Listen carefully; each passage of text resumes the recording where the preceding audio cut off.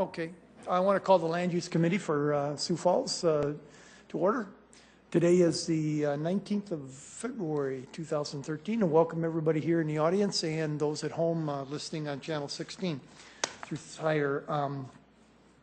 We have our first order of agenda, our agenda item today is the approval of minutes of November 20th. Boy, it seems like that's a long time ago, and I guess it is only December that we skipped, and we had a little snowstorm and a few other things that happened. We weren't able to meet. So if I could have someone with approval Anderson. On that, that would be great. Second. Councillor Anderson approved and seconded by Councillor Karski. All in favor, aye? Aye. Not approving, no, and that is approved. Our agenda items today are basically we're going to be looking at the final report from the Urban Ag Task Force that I appointed back about a year ago now. And Shauna Goldhammer is here, and I want to take just a moment, if I could, to number one, thank her for all the work that she has done with this committee. We had 8 members on the committee. Two of the council members, Mr. Karski and myself, were here. We have 2 people from the committee that were here, Luann Ford and Aaron Seaver. And Mike. Mike Will. Oh, Mike also, our representative from the police force. And we thank you very much for the dedication that you put to this. And we think they've come up with, the task force has come up with some good recommendations. And so what I want to do is, again, thank Shauna for all her work. And we're going to start out with the, with the zoning, she's the zoning enforcement manager, and I'll let her take over and go from there. Thank you. Thank you, Rex. Again, my name is Shauna Goldhammer, and I am the zoning enforcement manager. I had a unique role in all of this as I was the facilitator for the Urban Agriculture Task Force. This task force, you may recall, was put together by the Land Use Committee to study issues regarding urban agriculture. The focus today is going to be regarding animals. You may recall that the City Council did approve a community garden ordinance in June of 2012. And so rather than rehashing the gardening aspect, we'll just go ahead and move on to the animals component of urban agriculture rather than plants and animals. Now, animals, like I said, are the other component of urban agriculture. In Shape Sioux Falls, which is our guiding ordinance implementation, is the zoning ordinance. Shape Sioux Falls is our comprehensive plan. In Shape Sioux Falls, the keeping of animals is really not addressed other than wildlife and preservation of open space and conservation areas. As far as the current zoning ordinance goes, not much has changed.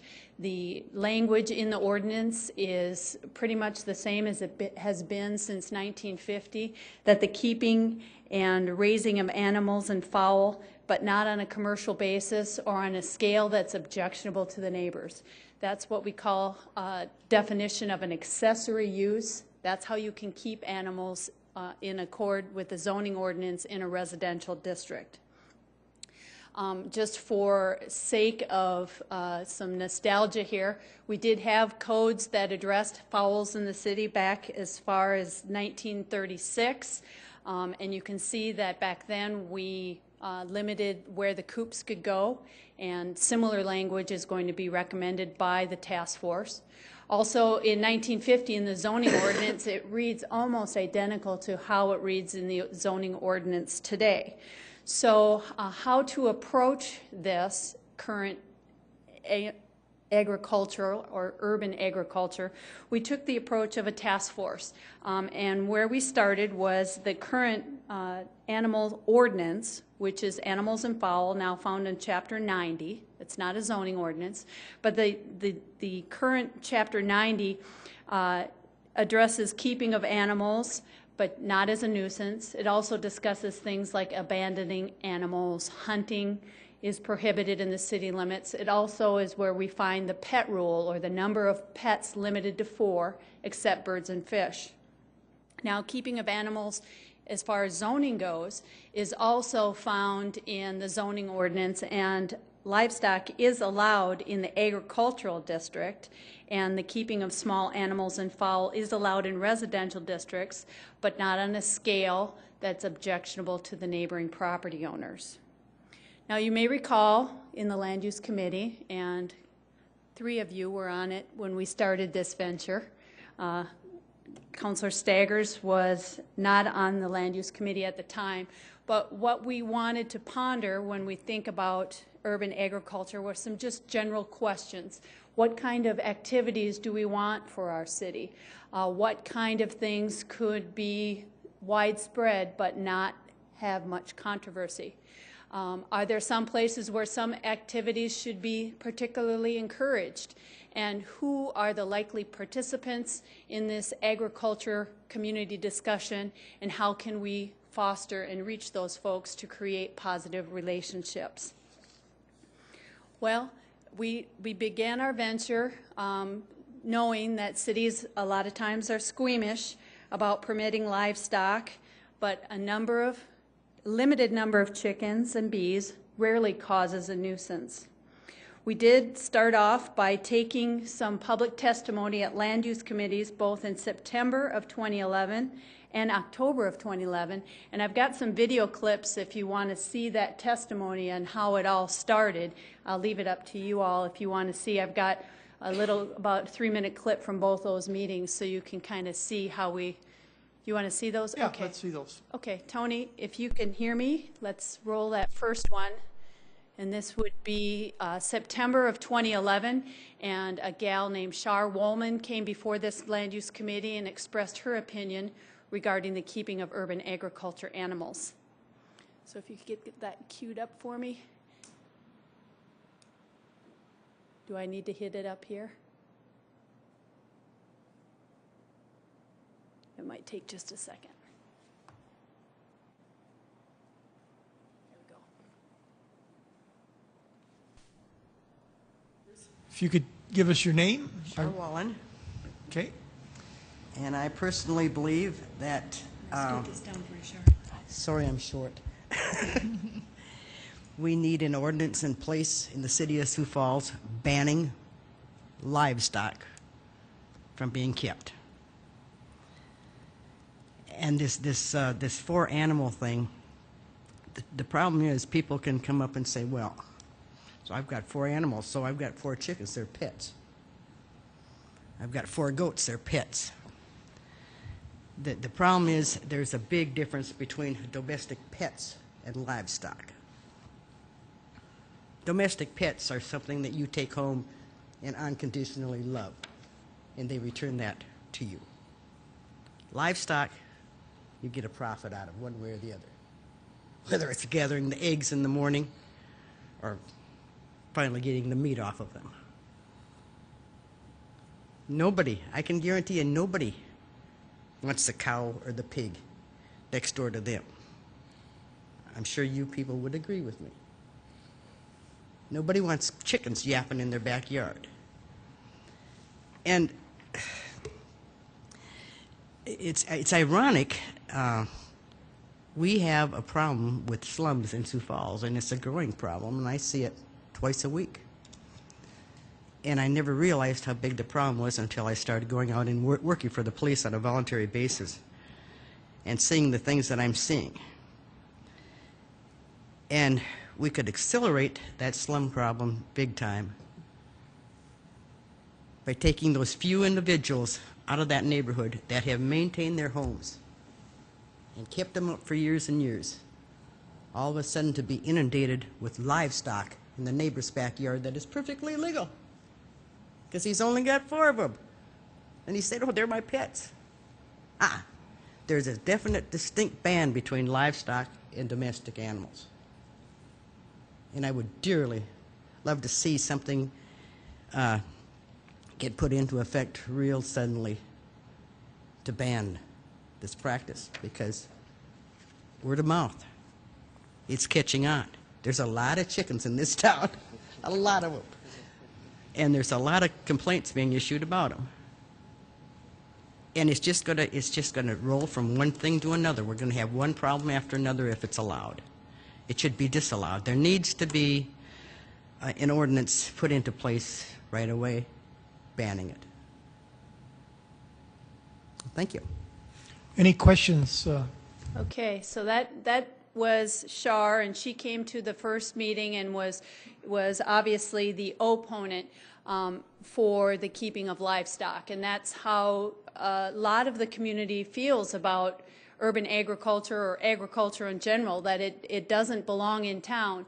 However, we heard from the other side of the fence regarding land use at also the next land use committee meeting, which took place on October 10th, and now for your review and to refresh your memory on how that conversation went, I have another little video clip of just, there was quite a number of people that came to this next meeting, but we'll just hear from a few of the folks, including Wyatt. One of the big reasons why I'm passionate about this issue and why I think that chickens should remain legal in Sioux Falls is because I have a 1-year-old son. I'm really excited about the fact that I get to teach my son about where his food comes from. You know, every day when we go out and collect eggs, there's a real connection there, and he can see, you know, if I feed my chickens kale from my garden or Swiss chard, that changes the color and the consistency of the yolks, you know, really making that connection between what we eat and, you know, how that affects our nutrition and all of those important things that, you know, are becoming a little more important now that obesity is on the rise and all of those national epidemics that are going on.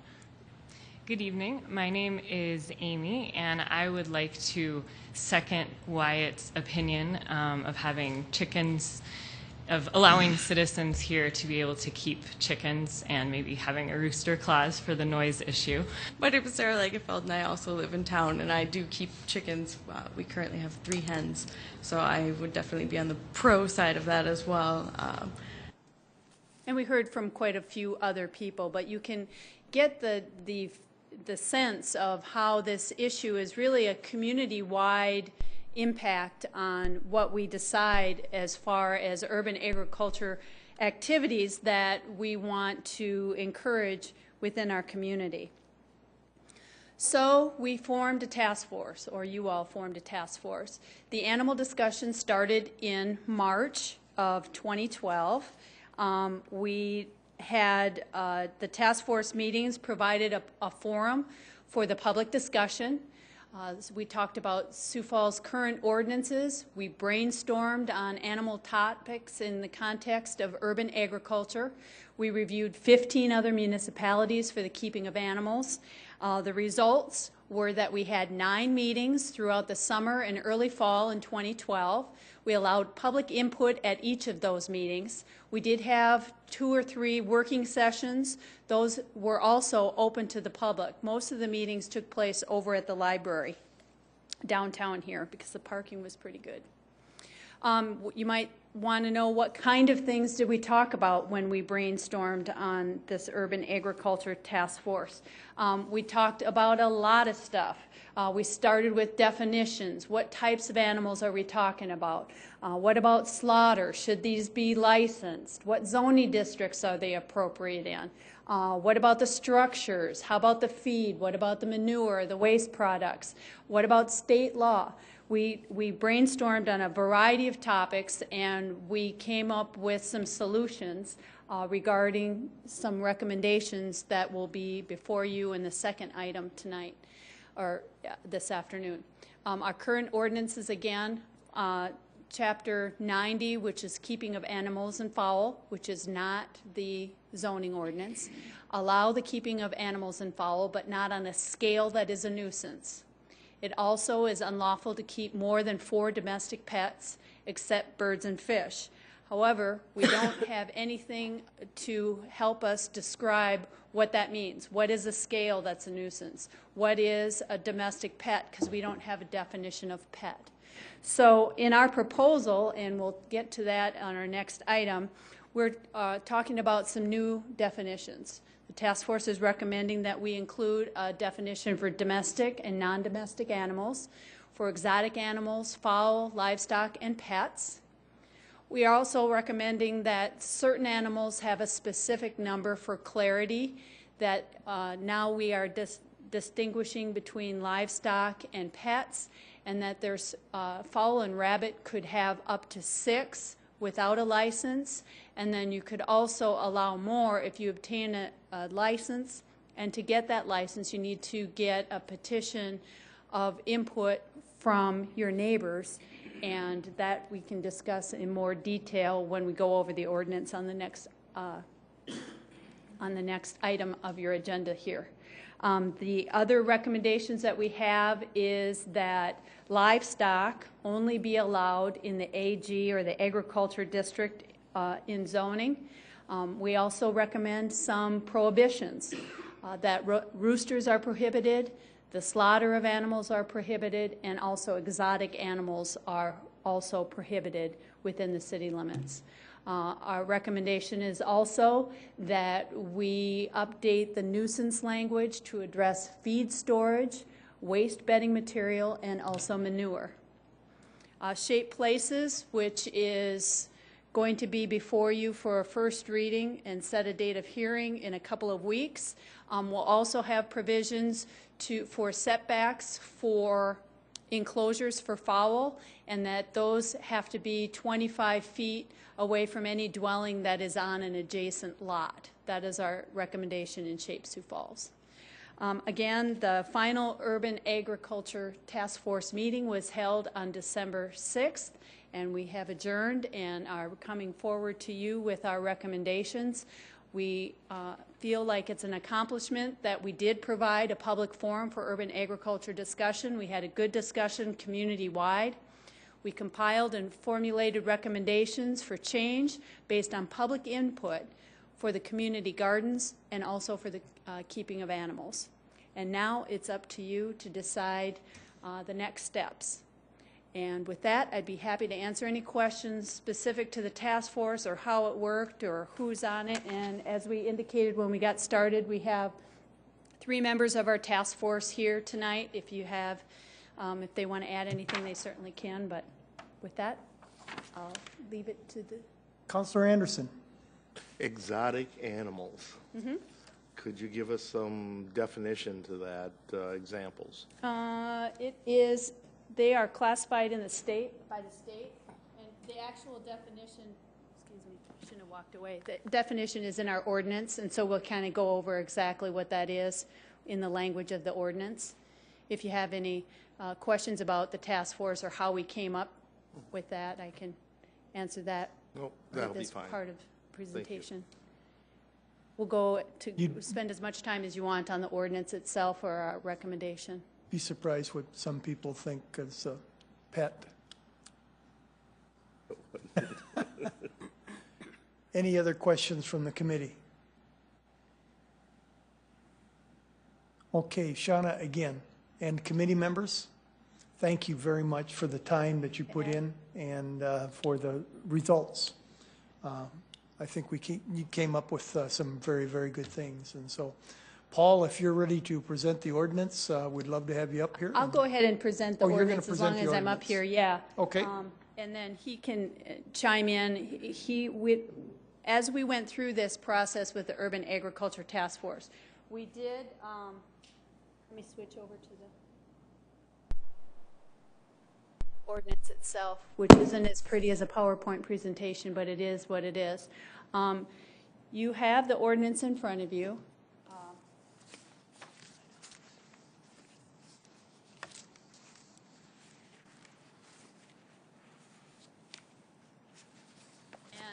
As indicated, we are recommending that you include some more definitions in the keeping of animal ordinance.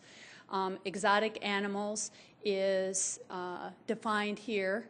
It's very similar to how the state defines it.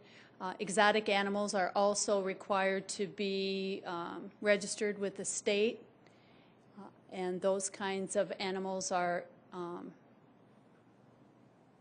proposed to be prohibited within the city limits under our ordinance. But the big thing that we are defining is what a fowl is and trying to designate that there is a difference between livestock and a pet. Does that answer your question? Okay.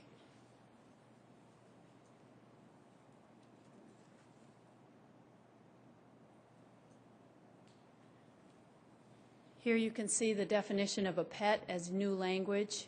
We do currently limit things for pets, but we don't say what a pet is. And so it was the recommendation of the task force that we do have a separate definition of a pet, also of livestock and those other definitions that would be included. Any questions on the definition section? Otherwise, I'll. And this is all posted online. It's all posted online as the attachment on the land use agenda. This has been through the attorney's office, and they did make some minor changes. They added, like in the proposal for the task force that was forwarded to the attorney's office, they had things like pet, semicolon, and then the definition, and the attorneys added pet means, semicolon. So they added one word, that kind of minor changes as recommended. In the keeping of animals ordinance, currently, this is what the task force is recommending, that you can see in this section. We are recommending that the city add domestic fowl as a separate category on how you can keep those fowl, and then also rabbits. That a maximum of 6 of these animals would be allowed without any special permission, that the maximum number can be increased by obtaining a license, and we'll get to that license section in another, and then also that roosters are prohibited. And then other domestic fowl, there was concern from the committee or the task force that those folks that maybe want to keep geese or ducks or something other than chickens, that they be provided that opportunity. However, that those kind of birds do create a lot of waste and would be more likely to be less intrusive if they were licensed. And so those would have to be, the recommendation would be to license those types of fowl, everything but chicken. And to get a license, again, you would have to get a petition of approval from surrounding property owners.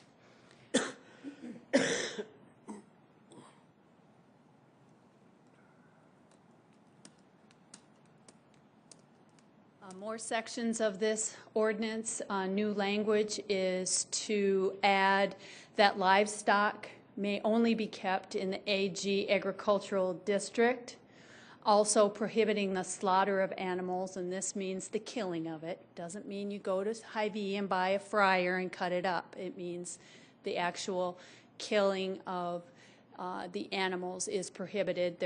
We did discuss this. You know, whether it should be in there or not, or if they're doing it in their garage, who cares, that kind of thing. This is where the task force is recommending. This is where it landed, is in the, this language here. Any questions on what we've covered so far? Otherwise, I'm going to flip the page again. Councilor Sagers. Yeah, just curious. I haven't seen anything about horses yet. That would be in the definition of livestock. Horses would be considered livestock, and they would be allowed in the agriculture district.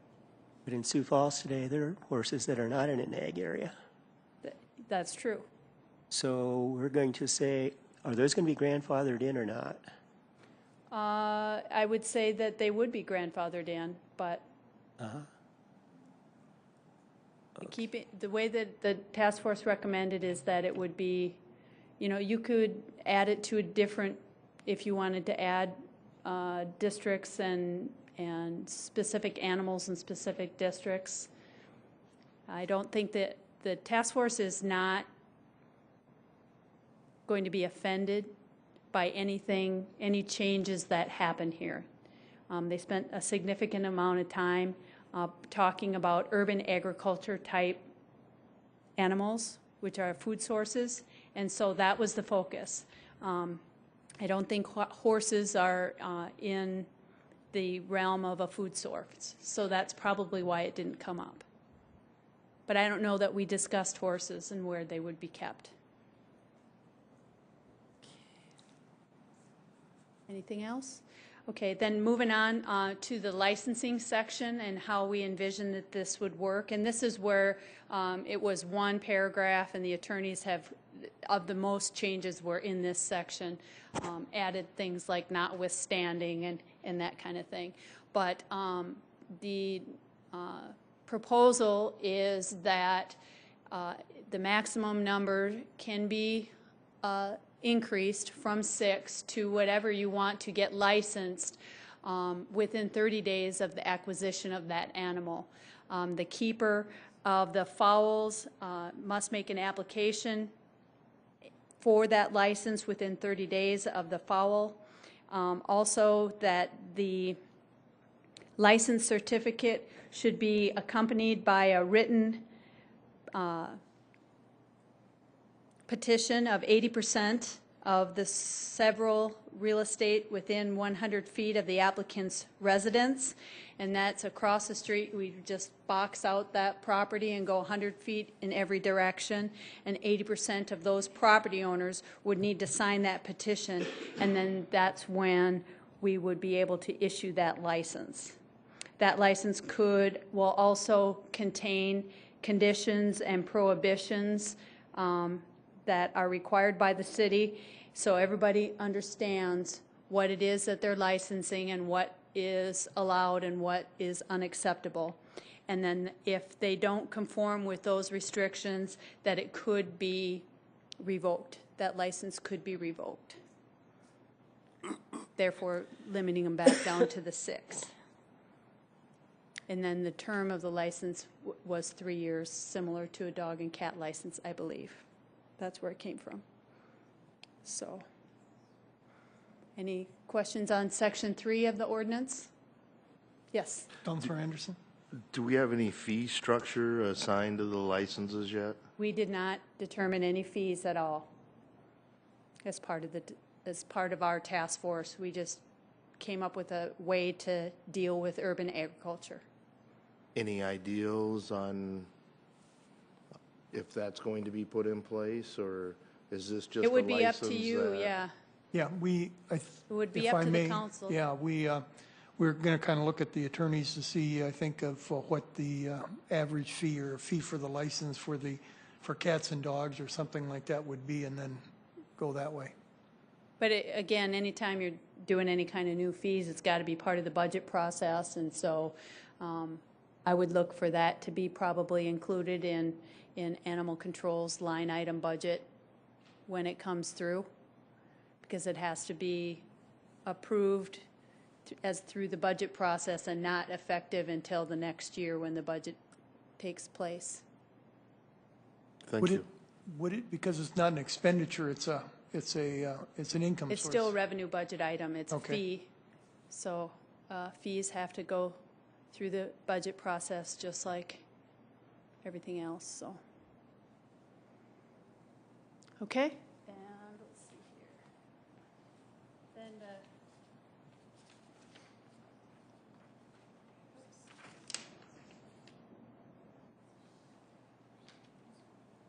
the last section of it, of the ordinance, addresses the nuisance that are enumerated in the ordinances, and the task force is recommending that food storage and removal have some special language regarding the keeping of animals, and that it should be in a weather-resistant container. And then also in the manure removal, we added animals and fowl in that provision that's already in the ordinance. So that's pretty much our recommendations. If Paul has anything to add, otherwise this version that you have been provided has been reviewed by the attorneys, and I think that, excuse me, if there's no amendments or recommendations, you can do with the ordinance as you choose. Questions for Shauna?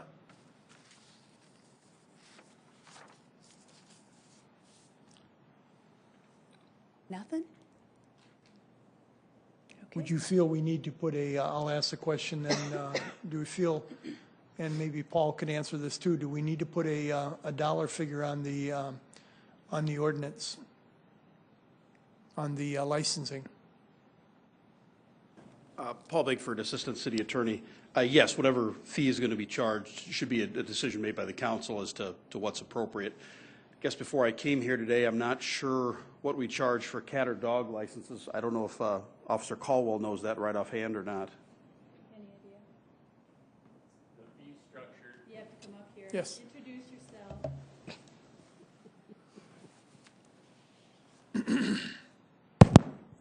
Mike Colwell with the police department. I'm the supervisor for animal control. The fee structure for all the pet licenses is varied depending on whether or not the animal is spayed or neutered and whether or not you buy a 1-year or a 3-year license. 1-year license for a spayed cat or dog is $5. A 3-year license is $15. When they're unneutered, it's substantially more expensive. And that's kind of the fee structure, how it's set up. You know what it is for unneutered? I don't know unneutered off the top of my head. I think someone's digging. Okay. Okay, that's good. Any discussion from the committee?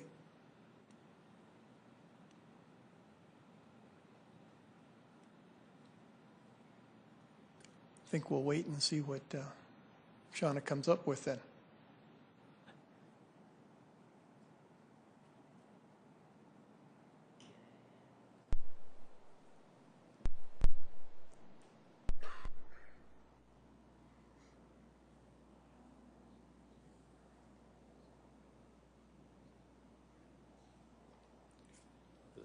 If you scroll down, the schedule's under there. There you go.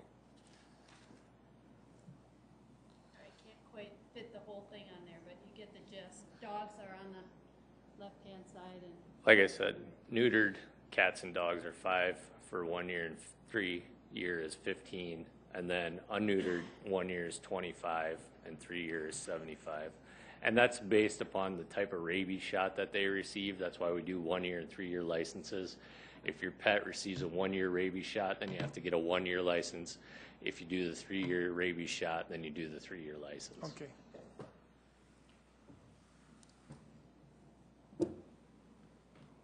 Any suggestions?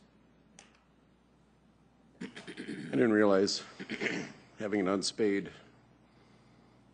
dog or cat was $75 for 3 years, $25 a year, and that's per animal, correct? Correct. And you can have 4 animals, so you'd be paying $100 a year for the 4 animals you have. My first inclination when I question of a fee associated with the license was, no, we don't need to do that. But in hindsight, there's always an administrative cost to the personnel, the filing, maintaining, redoing it.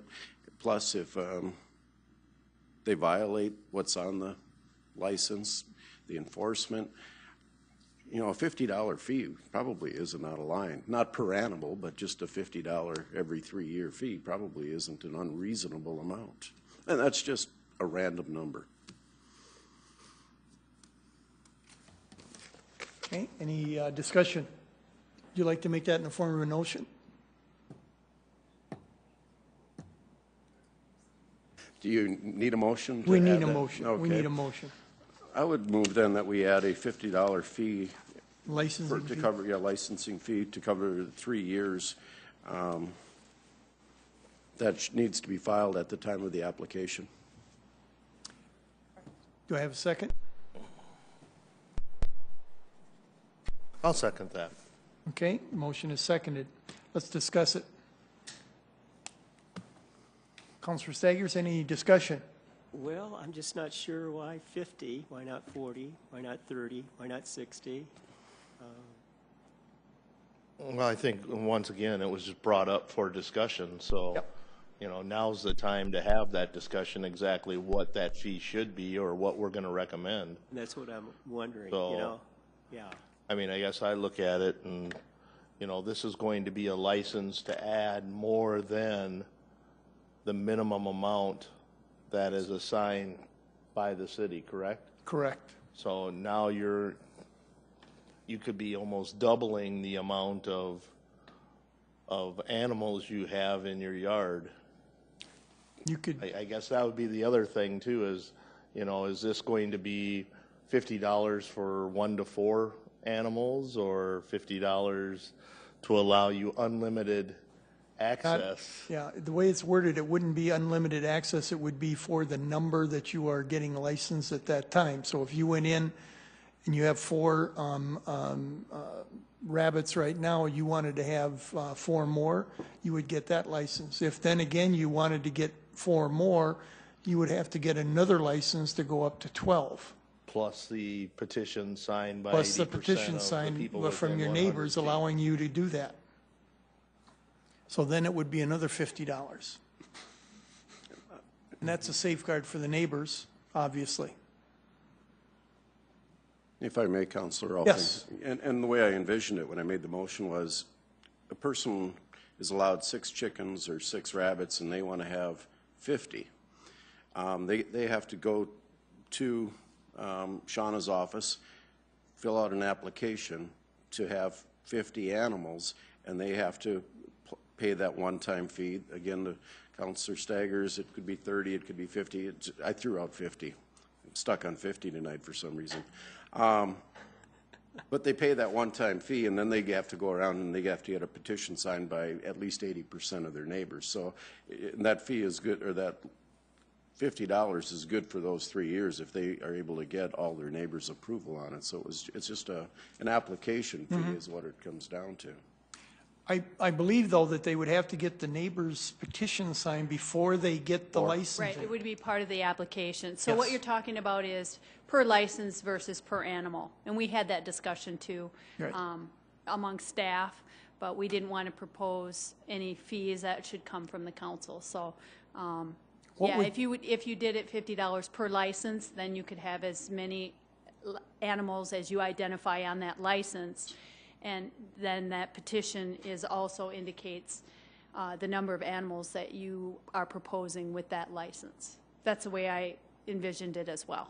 Did you have any, in your discussions, if I may, with your staff, what were your The number? feelings? We did, Numbers? we thought, would the license be per animal or per license? And we kind of, like you are leaning towards per license. We wouldn't necessarily need to license every single chicken or rabbit, that it would be one license would have the fee. We didn't talk about how much it would be. We just didn't talk about it. Okay. Thought that was appropriate discussion with the council, so. And just continue the discussion Sure. too, we could also look at a sliding scale. You know, we could say $10 per animal, you know, 1 to 4 animals could be, you know, an amount, or per animal also. I mean, there's a lot of different ways we could set a fee on this.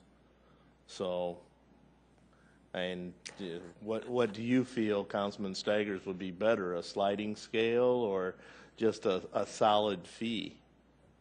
Well, I'm not too excited about any fees, because one thing we're not even taking into consideration here is really how much paperwork is involved here. You know, the cost of going through the process. I don't know, $50, I don't know, to me it seems like that's a lot of money just to, you know, shuffle some paperwork through. But I don't know. Well, once again, that's what this discussion is all about, and, you know, we are reaching out to you to ask your opinion, what fee you think might be Okay, well, appropriate. maybe what we could do is have a year where there's no fees and we figure out how much the cost really is to administer the program. And I'm okay with that idea, just to have like the I think Shauna said for them to include it in their appropriations or in their budget to say, hey, you know, this is costing us money here. We need to have some money here. I'm okay with that too. Like I said, my first inclination was that way. Shauna, could you address that?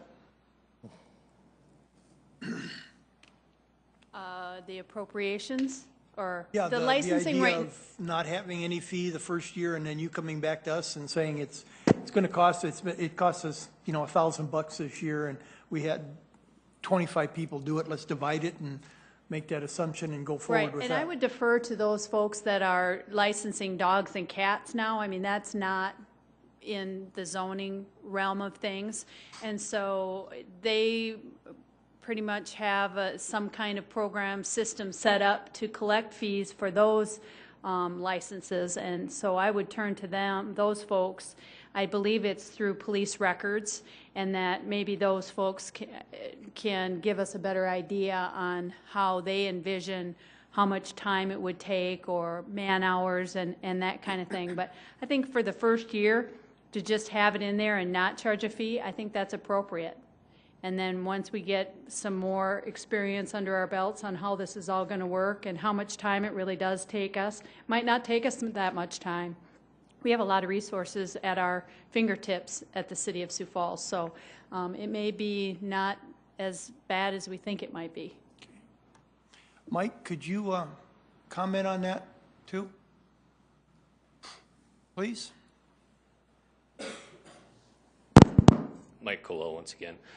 Currently, the fees are not collected by the records section. They come to the records section and basically they take all of that and it goes right to the finance office and they handle all of the money. The records section just basically handles documenting the paperwork, but all of the actual money that comes in goes right to the finance department.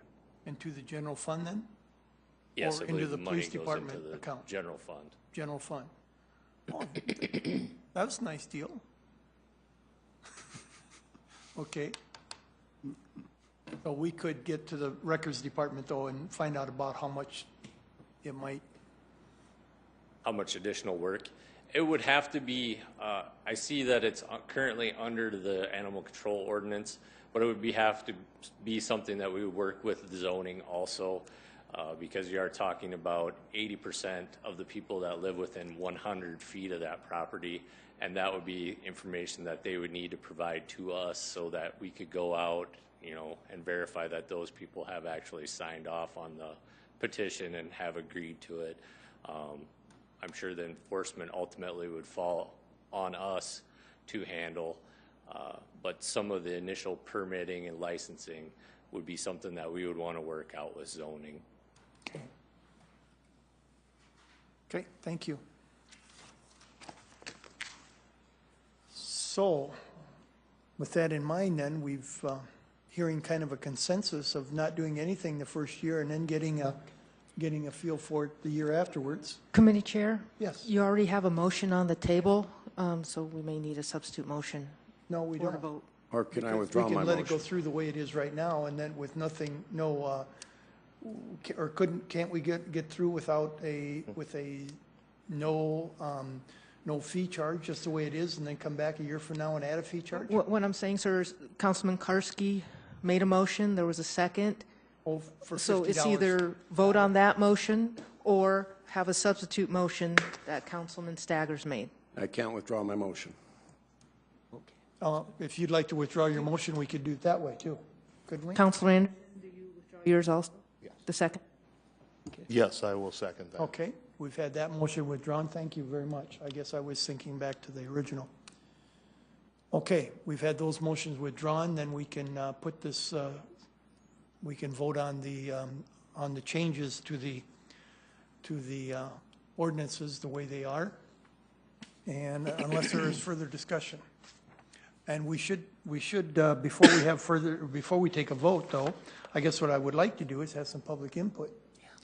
And unless you had something, Councilor Staggers, you No, want to do? I'll wait till the public input's done. Yes, if there is some public input on this, we'd like to have it at this point. Excuse me, Committee Chair, just to be clear, there is no fee, No fee. anything to be added. Right. Thank you. Public input, please.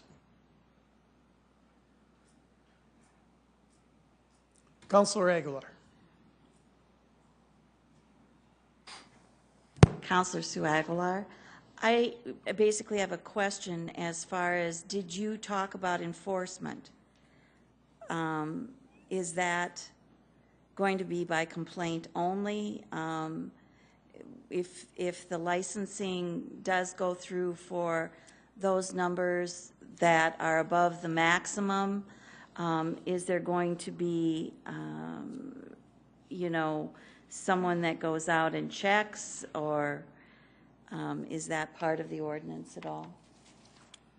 Leave that up to our, We did talk about enforcement, and we would envision that, as Mike indicated, they already do enforce animal control type issues for a variety of keeping of animals. So this component of keeping of animals would also be along that lines, how we take after dogs and cats.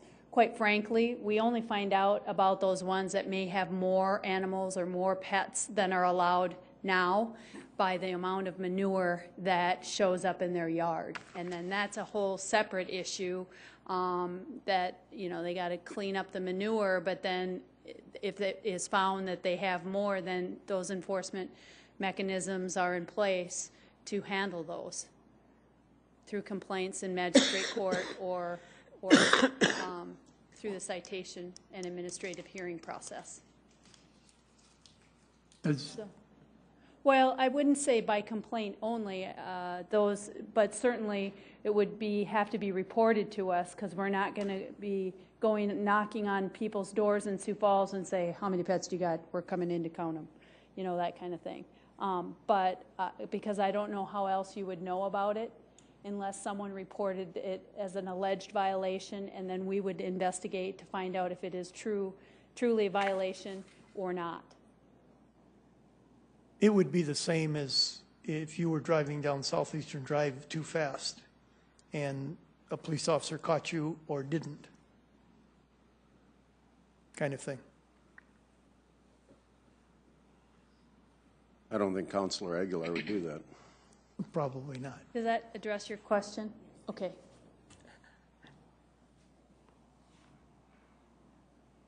Yes, sir.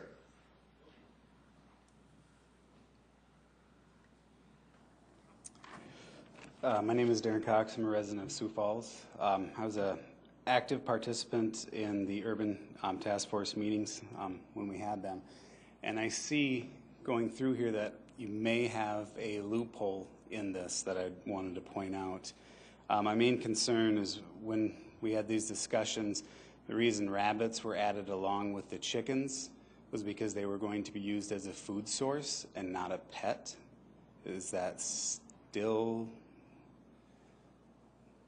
true or no? Okay. Okay.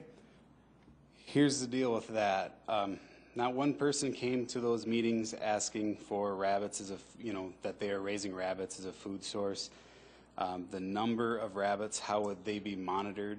If you allow a resident to have 6 rabbits, 1 male, 5 females, you can have 25 to 75 rabbits every 8 weeks, depending on the breed. So an easy number to achieve is 50. Do you want to live next door to someone with 50 rabbits or 50 chickens or 50 any kind of animal? Imagine trying to spend an afternoon in the summertime in your backyard with that smell. It's unbelievable. If they are considered a food source, you cannot kill the rabbits within the city limits. So are we expecting people to take them out onto a gravel road, shoot them and bring them back to butcher in town, the way it's currently stated up there? When you feed that many animals, you're going to attract rodents, a lot of them. The city spends a lot of money each year fighting rodent and insect infestation, and I believe that we will be adding to the problem that we currently have. A big problem that I see is the recommendation of the 80%.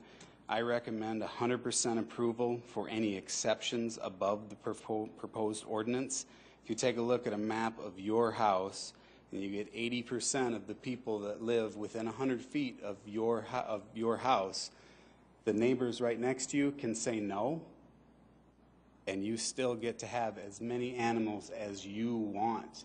And the people that live next to you, they're the ones that are going to be affected the most with the noise, the smell, and the big thing, property values. We had numerous people come to the meetings talking about trying to sell their house with chicken coops or too many of this animal or anything like that. People walked in, oh, I love this house. This is great. This is perfect for my family. They walk out in the backyard and go, oh, I'm gone. And they would leave. That's a big thing that you need to consider, also. We live in a great city. And we live close to farms and acreages, and my big thing is please put rabbits back in a pet category, limit them to 4 just like all other pets. I don't think rabbits should be excluded, or there's no difference from a rabbit to a cat or anything like that. They shouldn't have more of them. I don't think they should be a food source. They should be a pet. Thank you. Thank you, Aaron. Any questions for Aaron? Counselor? Maybe not for Aaron, but for Officer Colwell. When people have dogs, breeding dogs, etc., how do we look at the 4 dogs and puppies or kittens or whatever? They're allowed to, when they have a litter of puppies, they're allowed to keep them up until 6 months of age. And then at that point, they would actually begin to count towards that number of 4. So as long as they're younger than 6 months of age, it does not count towards the number of 4. How would you see this ordinance being enforced? I wouldn't see this ordinance being spot checked. I would see it as a complaint only type ordinance. But I mean, if they did have, as this gentleman said, that many baby rabbits, I mean, 6 months, most rabbits can start reproducing, I think, probably before they're 6 months of age. If somebody was found in violation, I would imagine that they would receive a citation that they would need to appear in court for, and then at that time, it would work through the judicial process of how they would get rid of those additional animals that they were found to have. Continue. So basically you're saying the way that this is written, we're not telling them that they can have baby chickens or baby rabbits or anything like that. There's no exception for puppies or, like, I don't know, maybe the ordinance currently has an exception for puppies and kittens.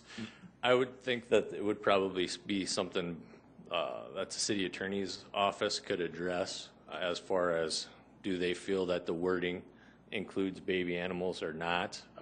I see where it just includes animals. I don't see where there's any provisions in here for younger animals or not to have younger animals. But that would be something I'm sure that the city attorney's office could address if that language needs to be changed or rewritten so that that could be properly addressed. So those concerns could be addressed properly so that we're not worried that people are going to be breeding these and having 50 animals when we originally only wanted them to have 6. Okay. Any comments from our city attorney's office? Paul Bingford, Assistant City Attorney. The way that the ordinance is currently drafted, one of the categories that is defined as pet is rabbits, and it excludes the keeping of fowl or livestock and says they'll be handled under another method. Our current ordinance, granted we don't have a definition of pet, but then when you get to the pet ordinance, it says you can have up to 4, but as Officer Caldwell said, any animals that are under 6 months of age don't count towards those 4.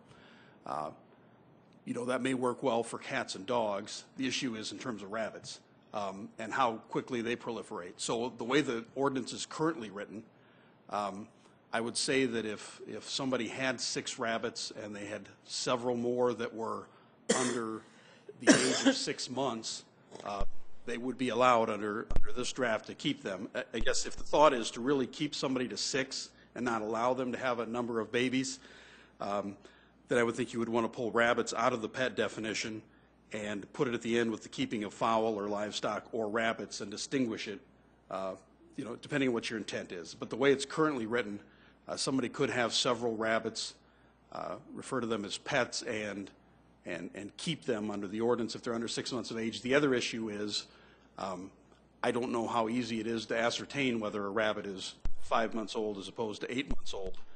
And so from an enforcement perspective, if the city was unable to show that those rabbits were under 6 months of age, then it would cause an incredible enforcement problem. And so depending on what you're looking at for numbers, if you want to avoid that issue, it's probably best to exclude rabbits under the definition of pet and put them with fowl or livestock if you wanted them to be at 6. So I guess it's a question of intent. Go ahead, Counselor. You know, we always talk about unintended consequences whenever we start doing this type of thing, and this could very well be an unintended consequence. And to remove a rabbit from the definition of pet, but still allow up to 6 rabbits, I mean, if they keep them as a pet or for whatever reason they're keeping them, if you want to call it your pet and you got 2 of them, fine. But I know from going through the meetings that the intention of the, or I believe the intention of the Urban Ag Task Force was to limit the number of rabbits to 6, not 6 and breeding and et cetera. And I would, before amending this draft legislation, to take rabbits out of the definition of pets. And I don't know what we need to do that, but that would be my discussion item for now, I guess. Weren't we also looking at the idea, though, that if somebody wanted to have more, we wanted to have the restriction of the licensing, the protection of the licensing for the neighbors? And that's... Put them back into the animals? But they would have to get a license then to have more than 6. More than 6. Yeah. Right. And that's what And we've that's got the way it's right written now. right now. That's the way it's written right now.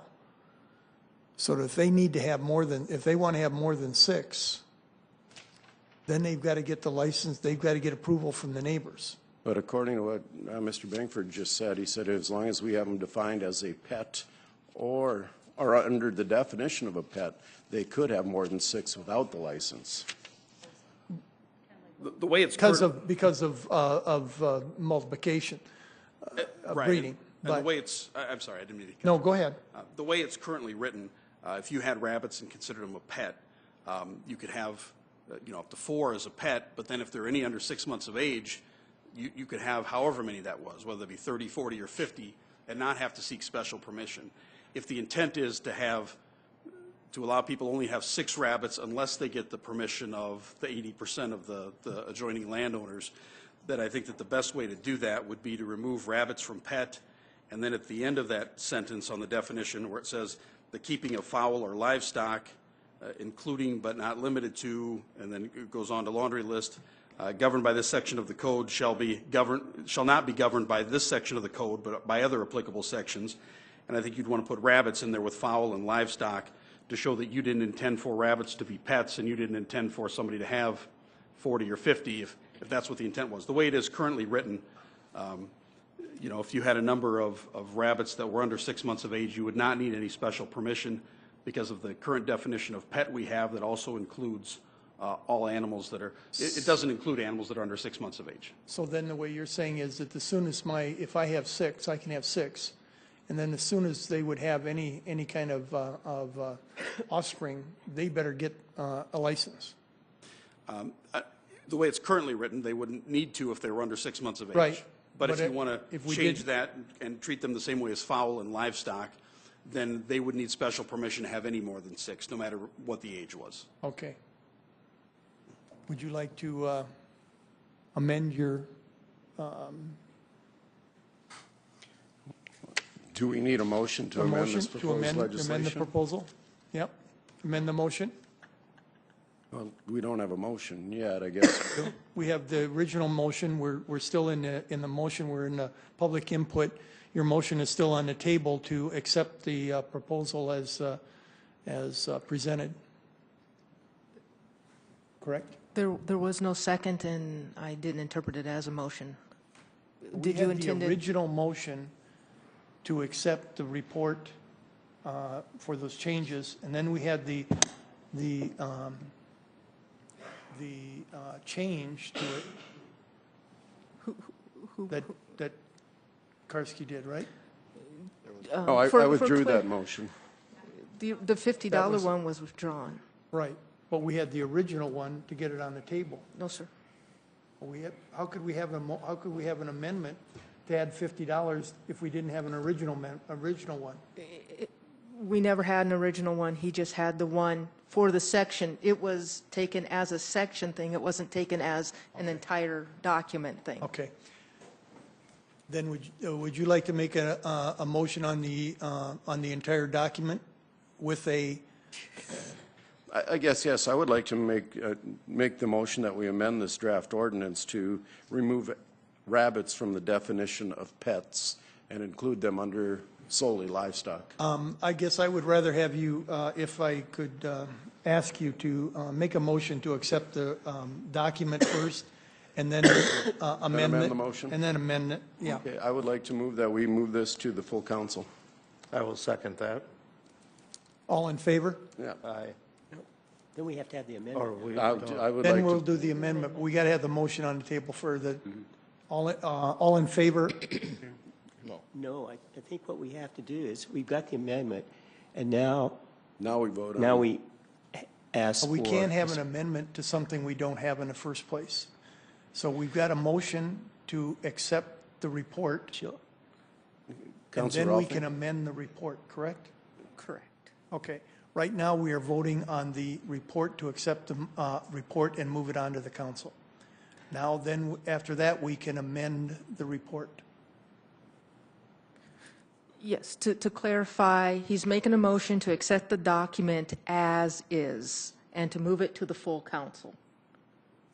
Then we will amend it according to what Mr. Karski has said about the rabbits. Oh, okay. Okay? Okay. I've never heard of amending something that isn't on the table in the first place. Hard to do that, isn't it? That, But yes. it's on the table when you,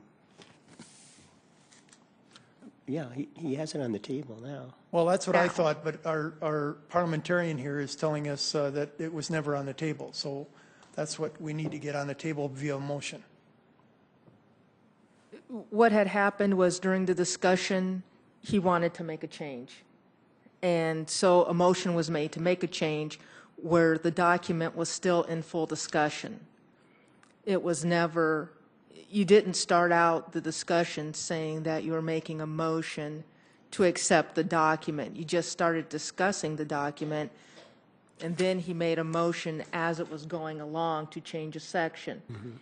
That was withdrawn, and now we're to the point of accepting the document as is to move it to the full council. And if we're going to modify the document, we would do that after we approve it? Correct. Correct. Okay. Okay, so we are now accepting, a motion has been made to accept the document as is. All in favor? Okay, I was, at I'm this sorry. time, Go Rex, ahead. if I could just say something about Yeah, this. you bet, I'm sorry. This afternoon, we heard that one of the objectives of this ordinance, proposed ordinance, was to create a situation where we rarely cause nuisances, with these animals and so forth. And that's a very worthy objective. However, I guess where I'm coming from, I don't want these animals causing any nuisances. So I'm not sure this is not going to do it. How can you create a situation where you're not going to create any nuisances from animals? Well, I think the best way to do this is by having general ordinances dealing with smell, for example.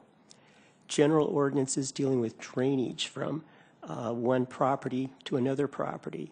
General ordinances dealing with noise. So, for example, right now, the City of Sioux Falls allows for 4 dogs, for example.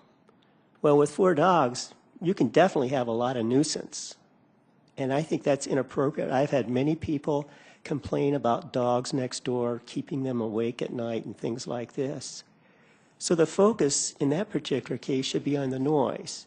If you have one dog and it's creating all kinds of noise and breaking a noise ordinance, that should not exist.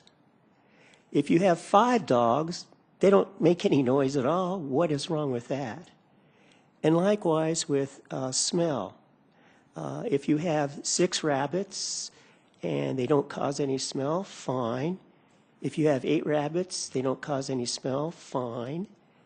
However, if you have 2 rabbits and they cause smell, that's not good. So we should be focusing more on these kind of ordinances, preventing smell from coming from one property to another property, noise coming from one property to another property, and then also the various drainage issues too. And what we're proposing right now does not really prevent that at all.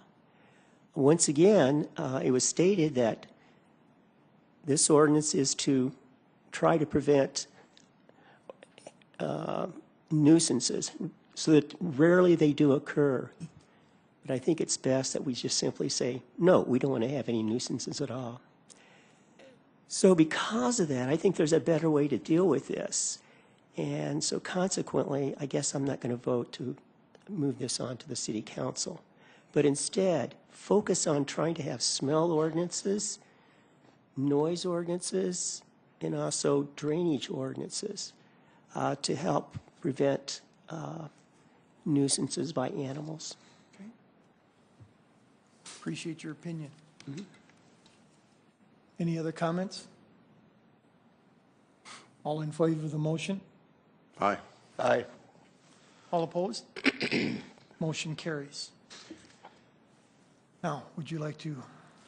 Yes, I'd like to amend the motion that we just passed, or amend the ordinance, draft ordinance that we just passed to go to the full council to remove rabbits from the definition of pets and to include them under livestock. Okay. I'll second that. And seconded by Councilman Anderson. Any discussion on that? Okay, hearing none. Can I have a vote? All in favor? Aye. Aye. Opposed? No? Motion carries. Okay. I thank you very much for that. And we've had council discussion, public input. Is there anything else for the good of the organization? I will note one thing. In our November 20th minutes, we're looking for some information, continued information on arterial streets, and that will be. I did look at the configuration that we had, and that should be coming up at our next meeting. So we should be talking about that along with some other. We have about 3 other items on that agenda that should be coming up on that agenda. So we'll be looking at that. And with that in mind, the meeting is adjourned.